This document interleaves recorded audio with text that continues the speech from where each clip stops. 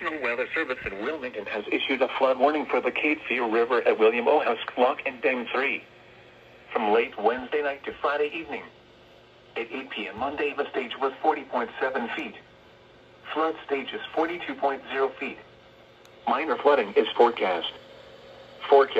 The river will rise to 41.0 feet early tomorrow afternoon.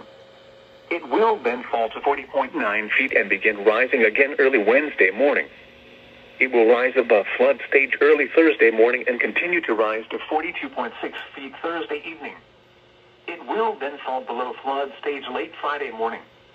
Impact at 42.0 feet. Water levels will top the navigational lock and equipment must be removed.